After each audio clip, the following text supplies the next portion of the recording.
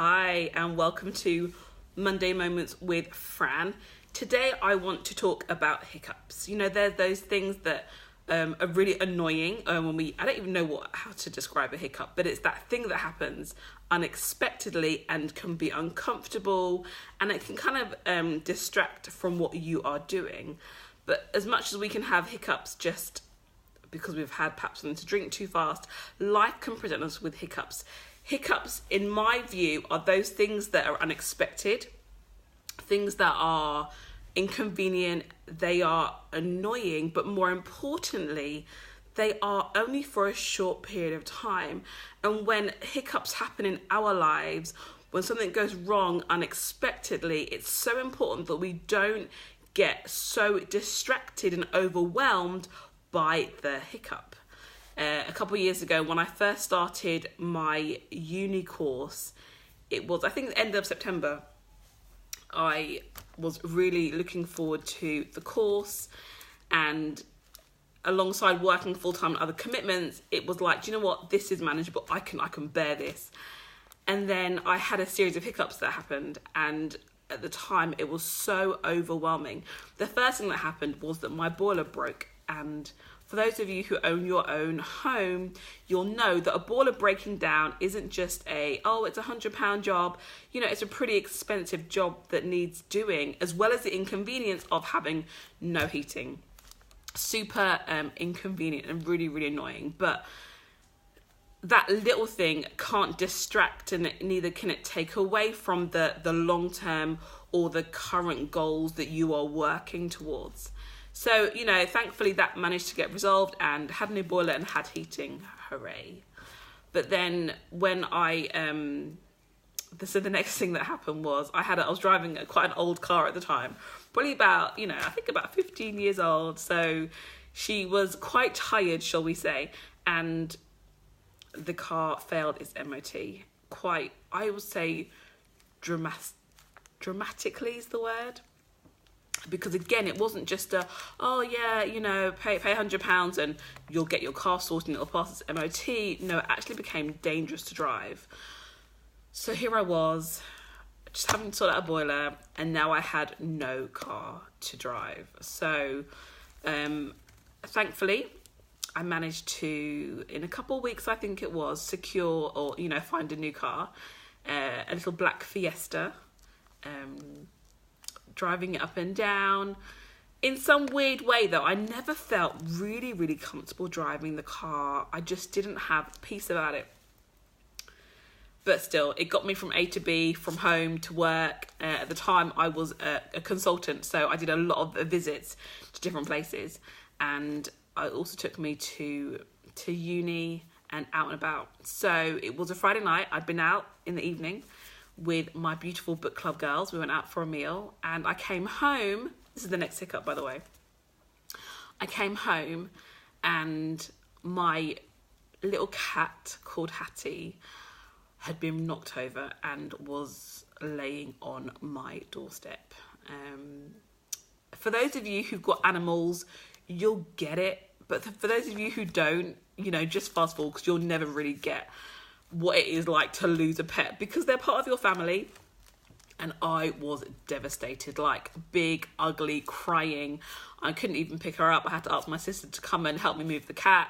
Made some few phone calls. This is 11:30 at night now, because I was just overwhelmed. I was so upset, and it was really, really tough.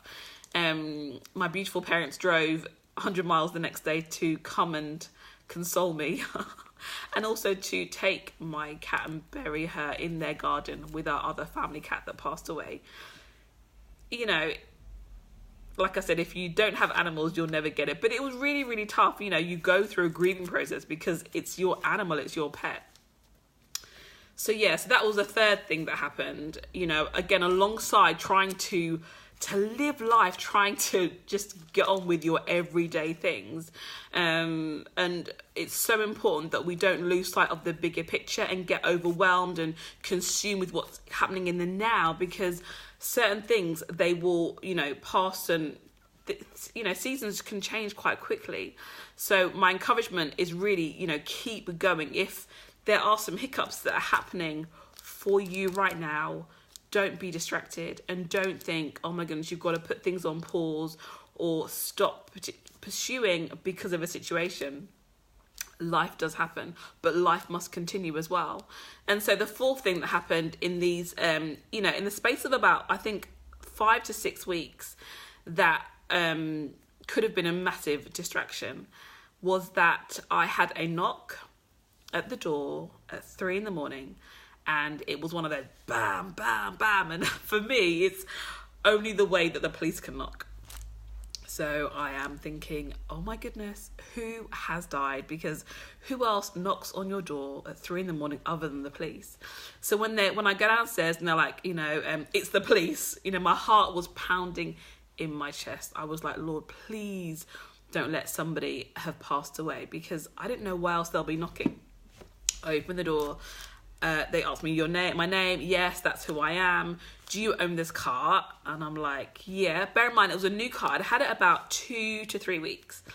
And they said to me, did you know your car is on fire? Hello? What do you mean my car's on fire? Yeah. I live on a main road, so I parked my car just around the corner.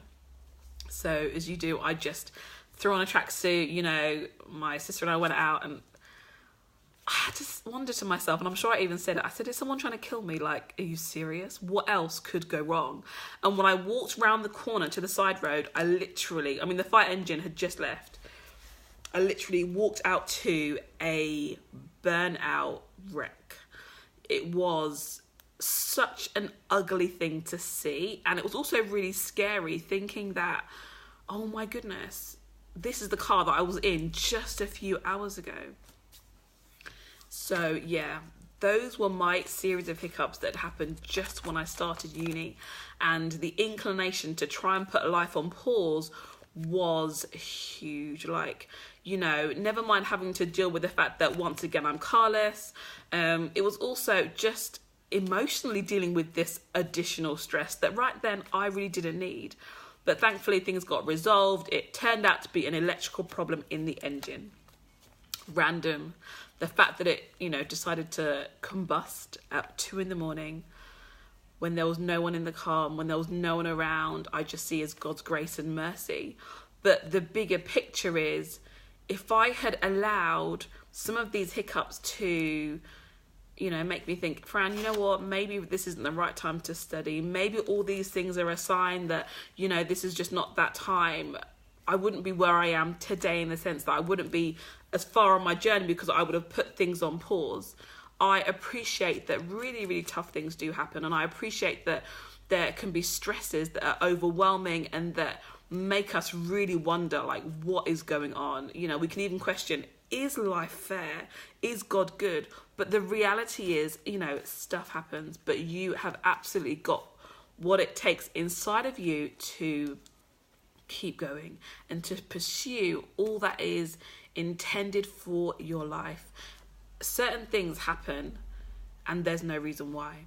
But what I do know, and I firmly believe what the Bible says, that, all things work together for good to those who love the Lord and according to his purposes. So for me, out of that season, I was really able to have an attitude of thankfulness. I was able to reflect and just understand that, Fran, actually, you know what? You can deal with stress after stress after stress and still carry on with life. It made me realize that there are a lot more people around my life who are supporting me. And yeah, it was tough, but I declare it as a testimony.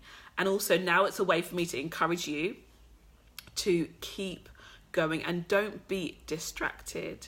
Don't allow certain things to take you off course, because there is definitely destiny for you to fulfill. And timing is really key. For me to be on my course starting at that year, at that time, was really key. I made some incredible friends and got through the course, thank the Lord. So guys, be encouraged, keep going in your journey. Don't be distracted. Focus on the bigger picture.